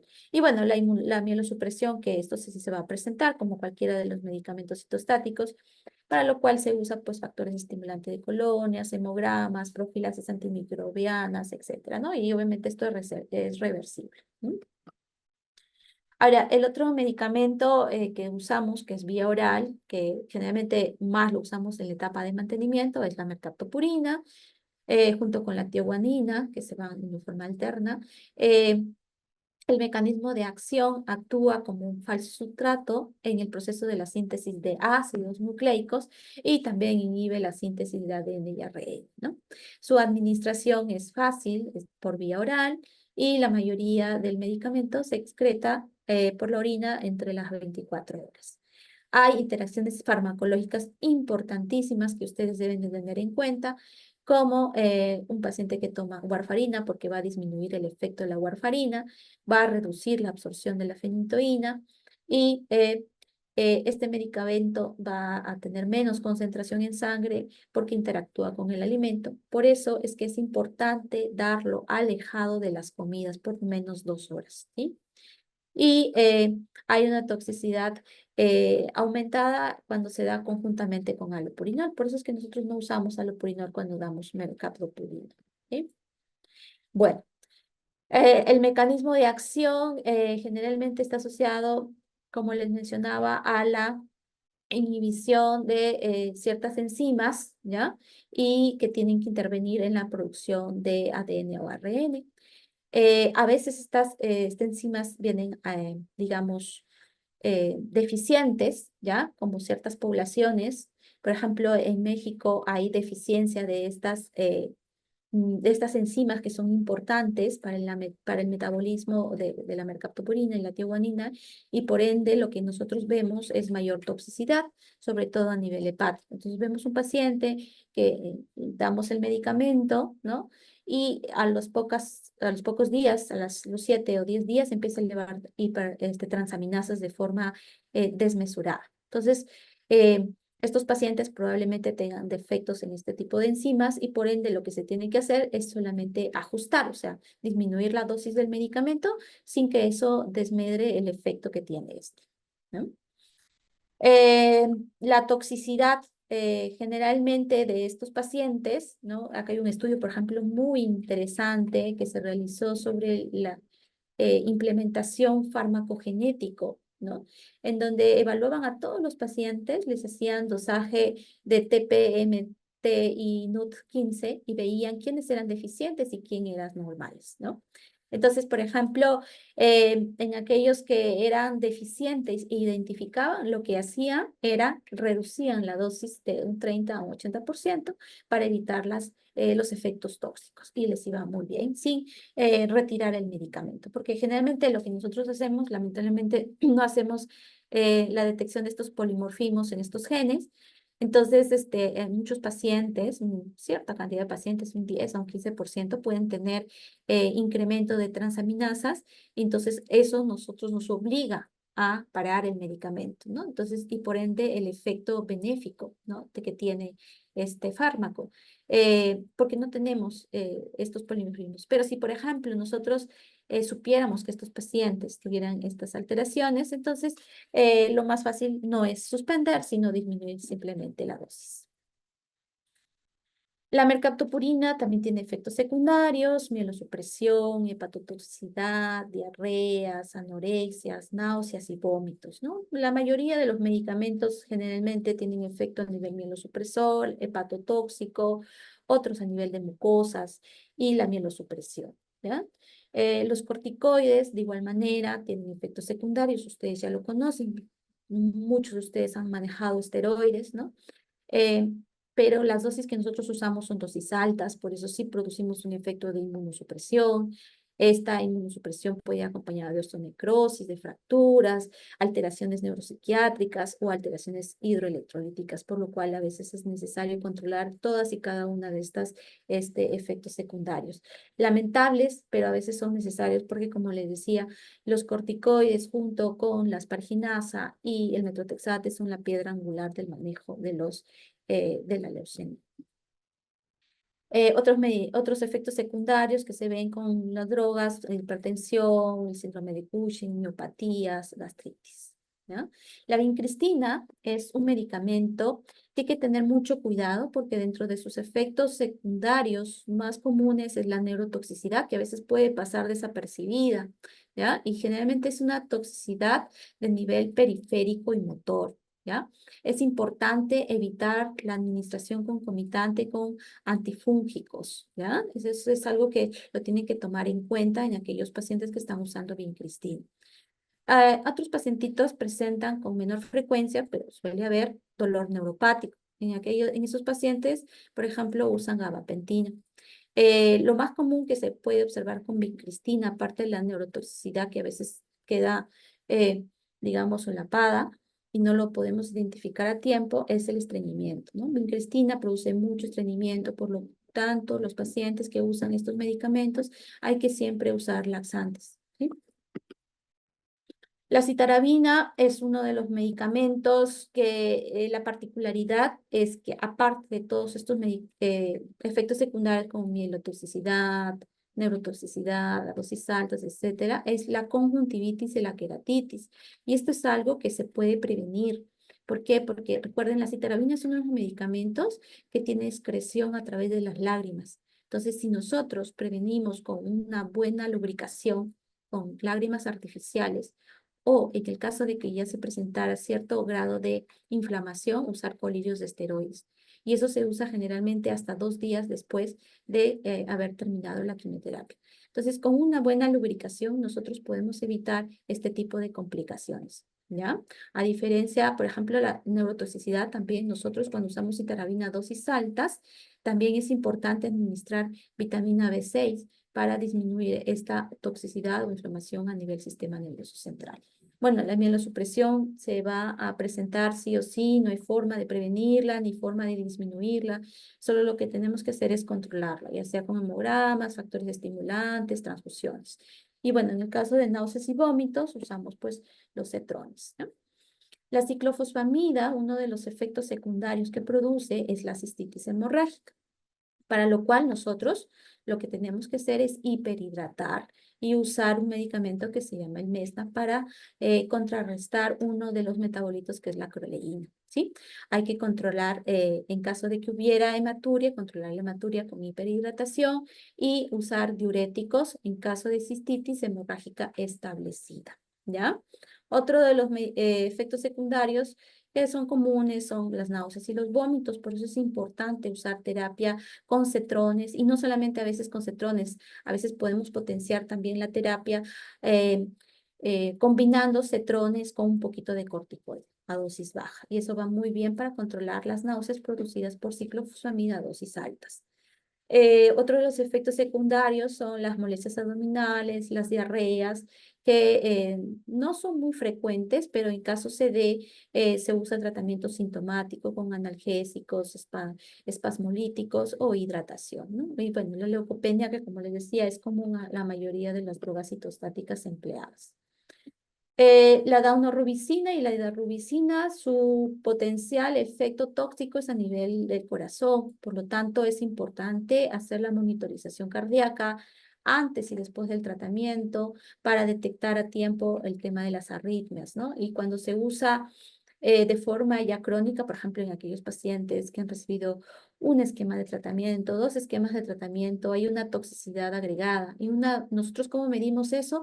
La cantidad de antracíclicos, porque mientras mayor cantidad de antracíclicos usemos, la posibilidad de producir daño cardíaco es mayor. Entonces, por ejemplo, la cardiopatía dilatada o la insuficiencia cardíaca se puede observar, por ejemplo, cuando tengamos acumulada dosis de daunorubicina o de antracíclicos en general, más de 450. Por eso nosotros evitamos llegar a una dosis de 450 más. No podemos ir porque vamos a producir un serio problema a nivel corazón, ¿ya? Otro de los efectos secundarios que vemos con la daunorubicina es más que todo a nivel cutáneo. Generalmente para ello pues es importante el uso de fotoprotectores, ¿no?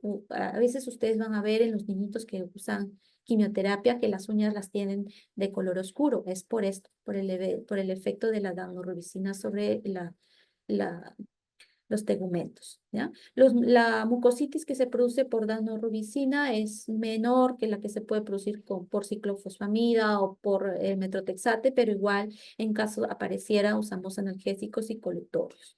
Las molestias abdominales, controlar con analgesias y bueno, la mielosupresión que es inherente. Ya efectos secundarios a mediano y largo plazo podemos tener la alopecia, a veces la hiperpigmentación ungueal que les comentaba, ¿no? Y si es que hay extravasación, hay que tener cuidado, ¿ya? Porque a veces puede producir daño a nivel de los vasos sanguíneos. Es muy vesicante, ¿no? Por lo tanto, se prefiere usar daunorubicina, sobre todo por nivel central. Y en caso haya derramamiento, parar rápidamente el medicamento y usar compresas frías. El etopósido, una de las características principales que tiene es que tiene una alta posibilidad de ser hipersensibilidad, ¿ya? Y esto se logra al momento de presentarse, lo que tenemos que hacer es disminuir la velocidad de infusión, usar antihistamínicos y a veces corticoides, ¿ya? También es un producto vesicante, en caso de se produjera extravasación, hay que usar compresas de tipo caliente. Y la mielosupresión, de igual manera, se hace con controles o el seguimiento de controles de hemograma, profilaxis, factor estimulante de colonia, etcétera, ¿ya? Otro de los medicamentos que nosotros usamos, como les decía, aparte de la quimioterapia, es la inmunoterapia. La inmunoterapia ha ido cambiando en los últimos años y ya son más o menos terapias dirigidas. Como ustedes ven, este es el blasto y que en su superficie expresa una serie de sidercluster. Por ejemplo, cuando hay una expresión del CD38, ya hay un medicamento dirigido. En este caso se llama daratumumab. Ellas ya son terapias muy específicas. Por ejemplo, yo les mencionaba del blinatumomab. El blinatumomab es un anticuerpo biespecífico que se une al CD3 del linfocito y al CD19 del blasto. Entonces, eso ocasiona que haya un tratamiento más dirigido de la célula blástica y ya no ataque a todas las células, tanto buenas como malas, ¿sí? La terapia dirigida está muy dirigida, como les decía, a alteraciones moleculares específicas, por ejemplo, al fenotipo Philae, ¿no? Les mencionaba aquí hace unos minutos o hace unos minutos atrás, que les decía, si yo tengo un fenotipo LAI, va a depender de qué alteraciones moleculares tenga de ese fenotipo para que sea sensible a uno u otro medicamento. Por ejemplo, de los Philadelphia Light, todas las leucemias Philadelphia Light, la mitad de los pacientes es sensible a un inhibidor JAK2, tipo por ejemplo ruxolitinib, y la otra mitad es sensible al imatinib o dasatinib. Entonces, para eso me sirve hacer esta evaluación a nivel molecular, para identificar cuál de los medicamentos yo voy a aplicar, porque no solamente es suficiente que me diga, este paciente tiene Philadelphia Philae, ya, ok, ¿verdad? ¿Y qué le voy a dar? Porque todos dicen, es un Philae, dale imatinib y dasatinib. Es lo que hacen. Y después de unos días no responden y consideran falla del tratamiento. No es que falle el tratamiento, sino que de repente la alteración molecular es un CRLF2 IgH y que sabemos que obviamente no va a hacer efecto en imatinib y yo tengo que modificarlo por un medicamento que es el ruxolitinib. Entonces, no es que haya falla de tratamiento, sino que yo he hecho el diagnóstico errado, ¿no? Entonces, por eso es importante ese estudio, como mencionaba la doctora, qué tan importante hacerle a todos. No, es para ciertos casos específicos. Por ejemplo, en el FILAI, si yo determino un FILAI, sí tengo que hacerlo, ¿no? Es lo ideal.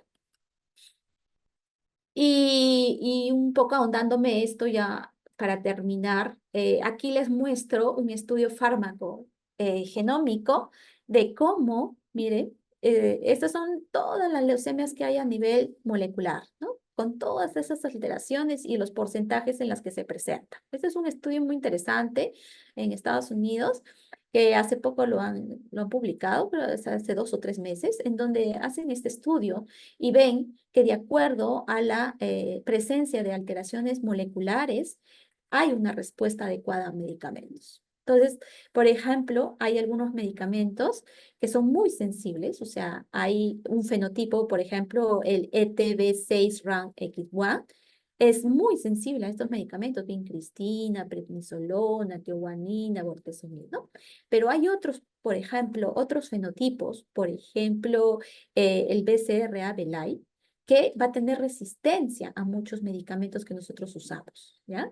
Entonces, hay que saber identificar qué alteración molecular tiene para nosotros poder dar el medicamento más adecuado. Entonces, eso habla de la sensibilidad y la especificidad de la leucemia. La leucemia no es algo común. La leucemia es una enfermedad heterogénea, es una enfermedad que tiene muchas formas de mecanismos por los cuales hace diferente un clon de otro clon. O sea, un niño X con leucemia B es diferente a otro niño con leucemia B. Así los dos tengan por inmunofenotipo el LAB común, que es lo que más vemos, ¿no? Los dos dicen, es el LAB común, debería ir bien. No, pero este niño puede ir muy bien y como este niño puede ir muy mal, porque tiene que tener otras alteraciones asociadas. Y acá, por ejemplo, también este mismo artículo menciona de la sensibilidad del BCR-ABL FILAI versus el CRLF2, ¿no? Entonces vemos, miren, cómo es sensible a ciertos medicamentos, ¿no? Y es resistente a otros medicamentos. Entonces, como ustedes pueden evaluar, es importante identificar en dónde estamos para poder tratar de forma adecuada, ¿ya?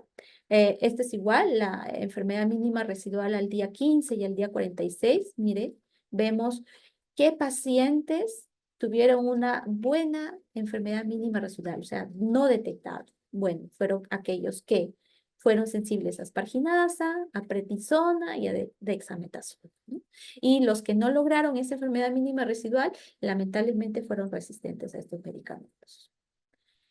De igual manera, lo mismo con el LAT, ¿ya? Habla de la sensibilidad o no al dasatinib, ¿ya? Y ya para terminar, hablaré solamente unas pinceladas de lo que son los efectos tardíos, ¿ya? Recordar que la quimioterapia, nosotros generalmente vemos los efectos agudos o subagudos, pero a veces desestimamos los efectos tardíos y que a veces no lo vemos. Y a veces no nos importa con dar una línea, 2 líneas, 3 líneas y nos encarnizamos en tratar de sacar al paciente, pero no nos damos cuenta de que con cada medicamento, con cada droga, estamos agregando un efecto y que de repente no lo vamos a poder salvar de la leucemia, pero va a tener otras alteraciones, otros cánceres o otras deficiencias importantes. Entonces hay que valorar mucho, ver si es necesario dar o agregar el nivel de toxicidad o el nivel de intensidad para lograr tal o cual efecto, ¿ya? A veces la cura es peor que la enfermedad, dicen por aquí. Un efecto tardío, ¿ya? Generalmente ocurre después de varios meses o años incluso del diagnóstico de haberse hecho la enfermedad, ¿ya? Bueno, los efectos que podemos ver es que a pesar de todo el tratamiento que hayamos brindado al paciente de la mejor manera, de forma oportuna, tratamiento dirigido, etcétera, la enfermedad reaparece, ¿no? Eso es lo que algo no queremos, pero eso pasa. Aparece otro tipo de enfermedades, ¿no? Otros tipos de cáncer por los mismos medicamentos, ciclofosfamida, daunorubicina, ¿no? Aparece cáncer de piel, de cerebro, de hueso, de mamas, tejidos blandos, tiroides. Aparecen los problemas cardíacos, los pulmonares, problemas óseos, las afecciones endocrinas, gastrointestinales.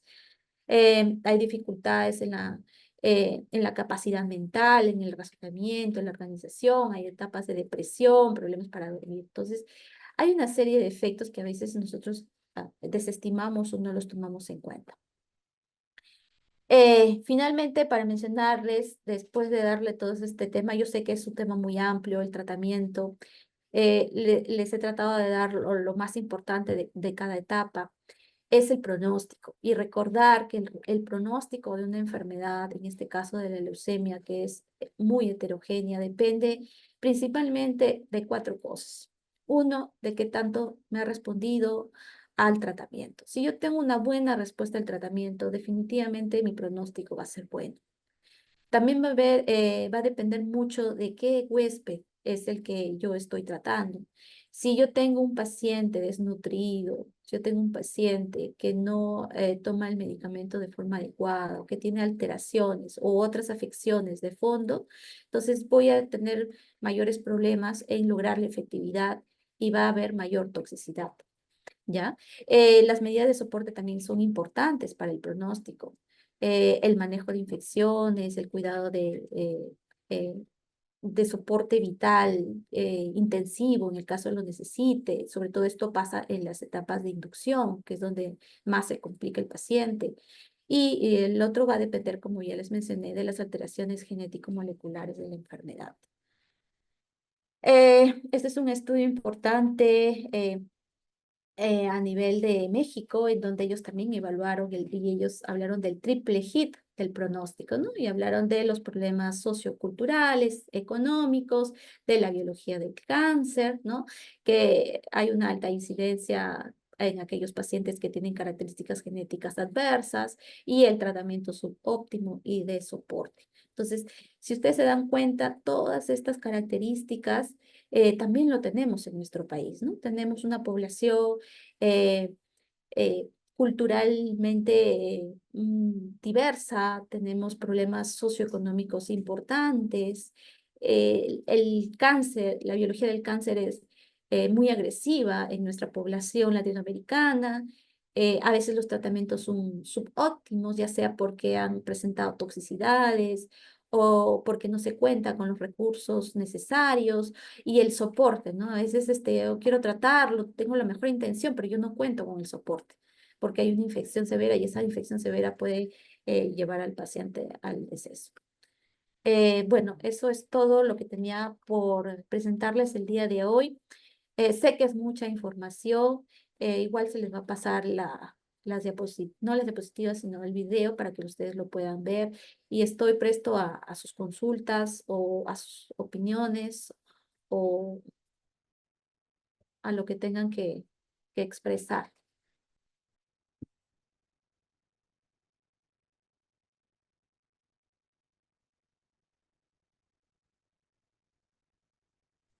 Doctora, buenas tardes. Buenas tardes.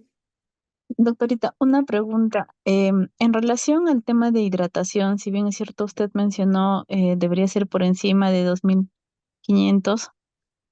En relación, por ejemplo, nos ha tocado muchas veces aquí en provincia los pesos, especialmente en niños obesos, por ejemplo. ¿Cómo lo manejamos ahí? ¿Y hasta cuánto es el límite de agua que nosotros podríamos dar, ¿no? En el tema Ujú. de la hidratación. Sí. La hidratación debe ser por lo menos de 2000, ujú, de 2500 a 3000 por metro cuadrado, ¿ya? Pero más que la hidratación es mantener un flujo urinario adecuado, que debe ser más de 120 cc por metro, ¿sí? Por hora. Entonces, si yo me aseguro una buena diuresis, ¿sí? Entonces yo estoy asegurando junto con el pH alcalino de que ese paciente va a tener una buena depuración del medicamento, ¿ya? En los pacientes obesos nosotros no hacemos reajuste. A veces nosotros Preferimos una hiperhidratación y usar diuréticos, ¿ya? Con furosemida, en horario incluso, para controlar el flujo urinario, que para nosotros es súper importante.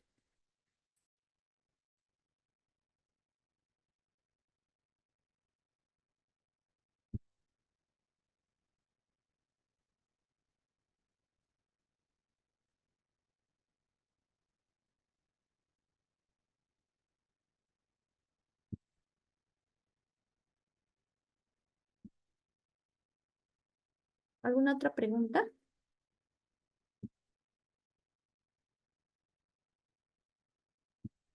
Y doctora, una última pregunta. De los medicamentos, estos citostáticos, digamos el metotrexate y creo que la paraginasa o bueno, no la pegacilato, sino las paraginasas son tóxicas, digamos, para manipular por el personal y en general el paciente mismo, supongo, ¿no? Sí. Generalmente unos días hasta después de haber recibido, creo, el medicamento se elimina por orina y las secreciones. Son básicamente las dos más tóxicas para, digamos, manipulación en las instituciones o todas. Sí, gracias. Ya, sí, lo que hay que tener en cuenta que cuando un paciente está en quimioterapia, nosotros debemos de tomar todas las medidas de bioseguridad, ¿sí? No podemos manipular excretas sin tener guantes, ¿sí? Y el lavado de las mucosas, ¿ya? Por el personal técnico es súper importante, ¿ya? Hay medicamentos, ¿ya? Que no he mencionado acá, pero por ejemplo, una de las drogas que nosotros usamos es tiotopa, ¿ya? Y es un medicamento que se elimina a través de la piel. Entonces hay incluso un protocolo específico para manejar la eliminación de este medicamento a través de la piel. Metrotexate es un medicamento que se elimina principalmente por orina, por lo tanto hay que tener cuidado a la eliminación de excretas, pero también se elimina por las heces, igual a daunorubicina, ¿ya? Las ciclofosfamidas, otros medicamentos. Entonces, nosotros, por ejemplo, acá en el instituto, cuando paciente ingresa a un programa de quimioterapia, tenemos máximo cuidado con el manejo de excretas, desde que empieza hasta por lo menos 72 a 96 horas, ¿sí? Y obviamente los medicamentos, como su nombre lo dice, son citostáticos y hay que tener mucho cuidado a la manipulación. Generalmente aquí el personal de enfermería no manipula los citostáticos.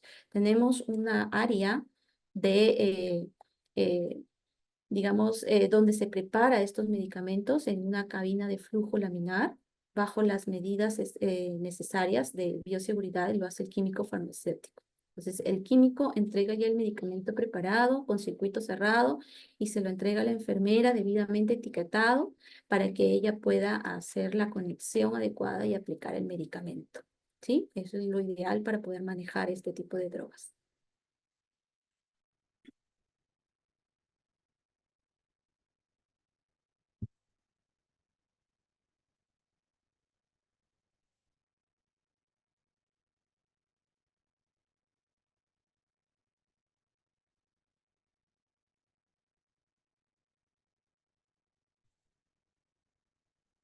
¿Alguna otra pregunta, doctores? ¿Alguna otra pregunta, por favor, para la doctora? Recuerden que también lo pueden escribir por el chat del Zoom.